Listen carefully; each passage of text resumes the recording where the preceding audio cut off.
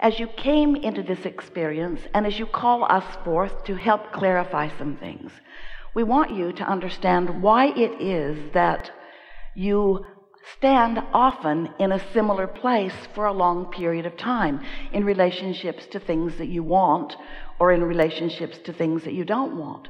We want you to understand that your attention to a subject is a practicing of a vibration of it, and that when you give your attention to something for just a little while, and then you return to that again and again and again, as you continue to think a thought, wanted or unwanted, about something or someone or about yourself, you develop beliefs.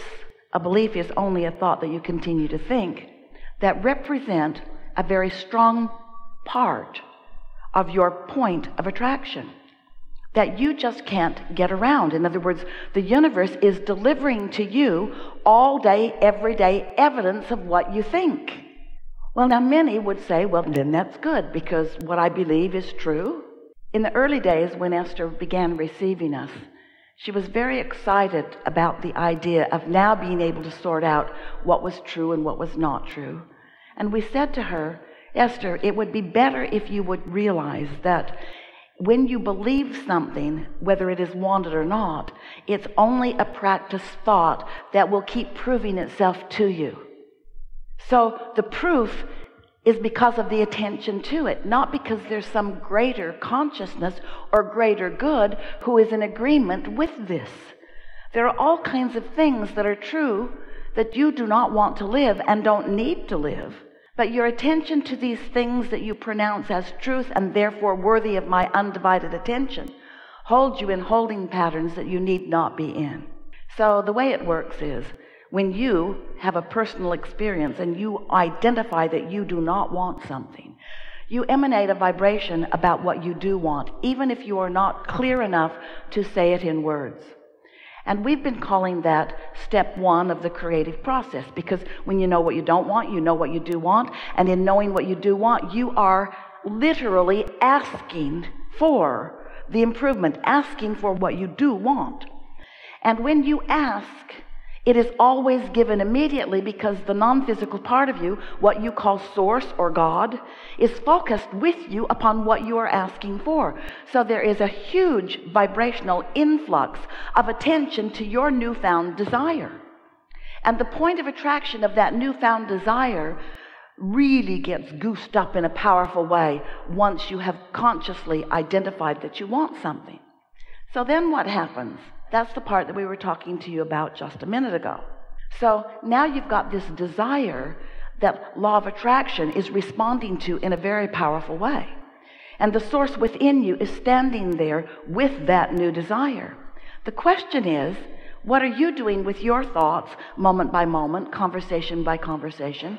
What are you doing with your thoughts? Are you in tune with your desire, or are you, like so many people, still justifying why you want the desire by pointing out to yourself what's wrong with not having it? Which are you tuning to? Are you tuning to the more money you're asking for, or are you tuning to the not enough money that has caused you to ask? And you can tell by the way you feel which end of that stick. You see, every subject is really two subjects, and you are often vibrationally contrary to what you really want without even knowing you're doing it. But as you begin to pay more and more attention to how you feel, then you can tell more often whether you are a vibrational match in this moment to your desire, or whether you are a vibrational match to your belief about this desire. And they're often very far apart.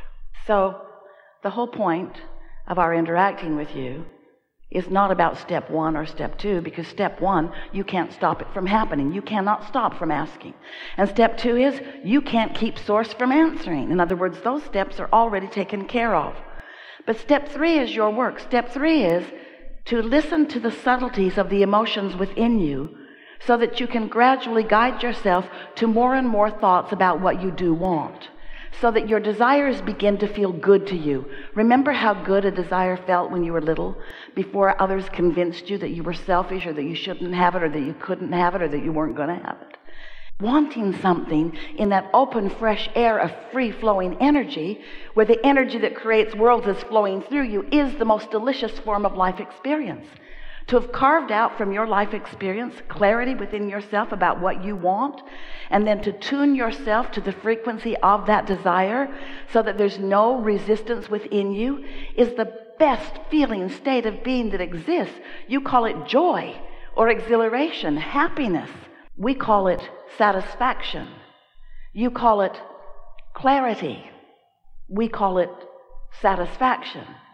You call it happiness. We call it satisfaction. You call it joy and appreciation and love, and we call it satisfaction, satisfaction, satisfaction. Because when you tune yourself to who you are so that you are not affecting any contradiction within you, when you stop that resistance and just allow all that you are to flow toward that which you're asking for, that's the satisfaction of life that you came to live.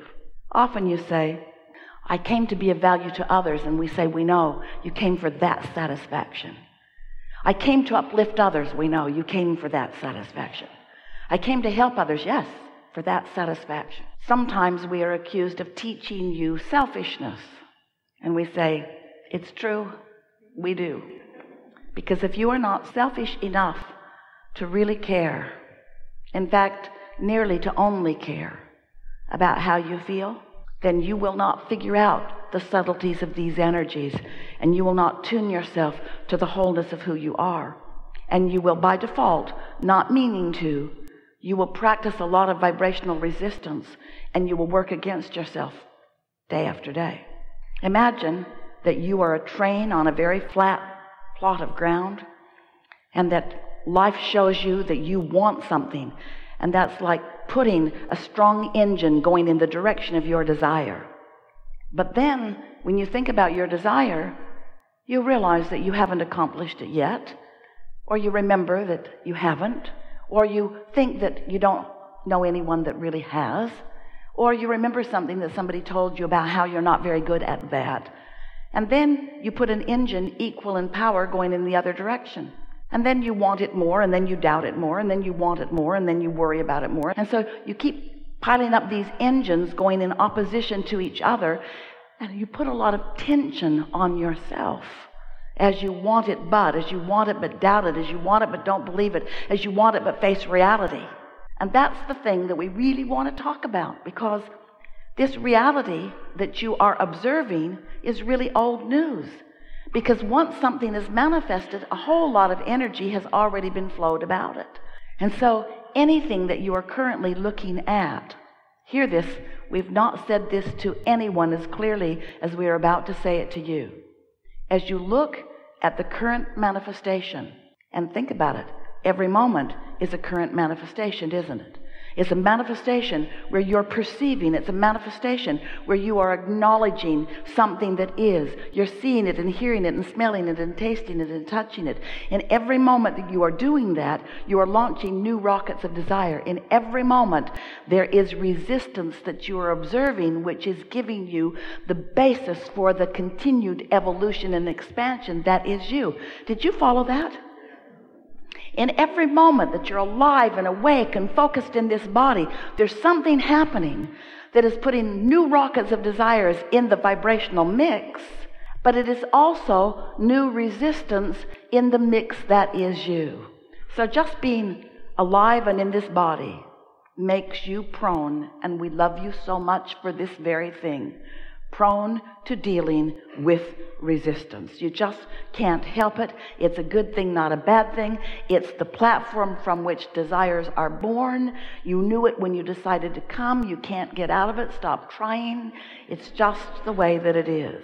But you intended to spend a much smaller percentage focused in the now reality in the resistant phase.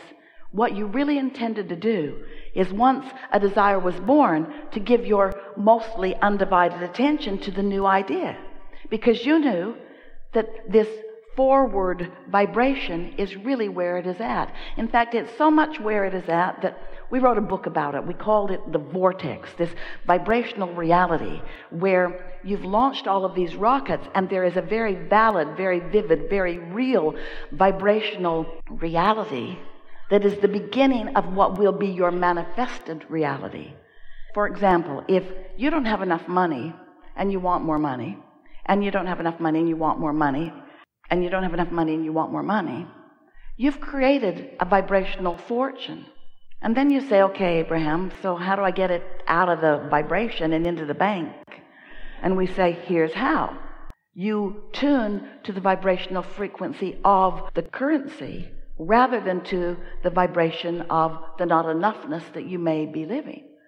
It's about choosing which feels better, putting your words and attention and thoughts toward what feels better until you've practiced that vibration enough that there's a sort of flipping in your vibrational nature. It's like the tipping of a teeter-totter on a fulcrum where you find yourself feeling more prosperous than you formerly were feeling less prosperous.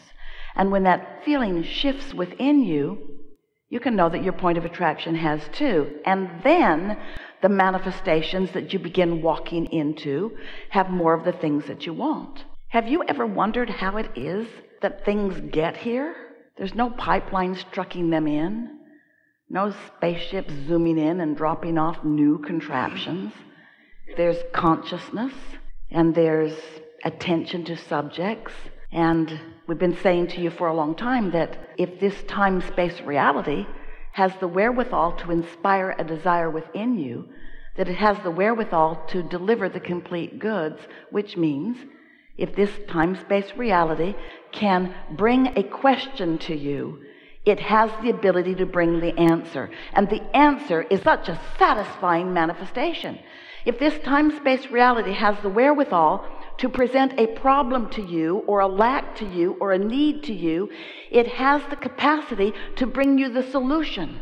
But you've got to find a way to tune to the solution, and you cannot tune to the solution while you're still tuned to the problem. And that really is what we want to talk about mostly today.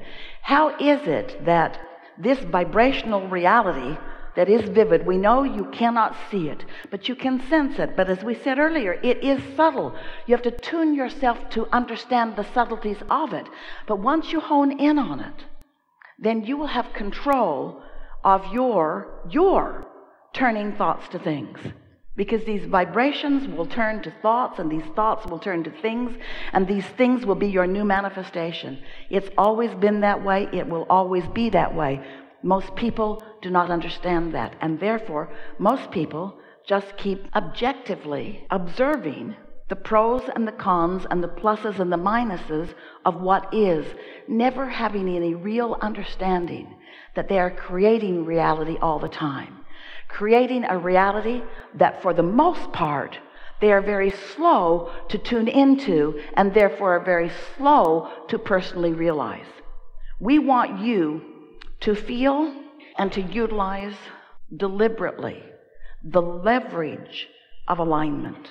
We want you to understand how it is that thoughts turn to things. We want you to be in the receiving mode so that you can be the receiver of the vibration and be right there consciously aware when the vibration bursts into an idea in your mind, and you understood that you were standing in an attitude of non-resistance, and therefore you were in the receiving mode, and therefore what you were asking for that's been being delivered to you by your inner being and by this vortex and by law of attraction that you haven't been hearing because you haven't been on the vibrational frequency, but now you have quieted your mind and you've meditated and you've stopped resistance, and now you're in that pure place, and now you receive the idea. Ugh. Deliberate creation. That's what you've come to live, you see. So we said to you, you are the creator of your own reality. And at first you said good, and then you said, oh. And the more you got to know about law of attraction, the more you worried about things you said. You said, try to suck that back before law of attraction gets hold of that. But you can't suck it back once you've offered it vibrationally. You have to just keep tuning yourself to the vibrational frequency of what you want. And it is not a difficult thing once you begin to understand your emotions.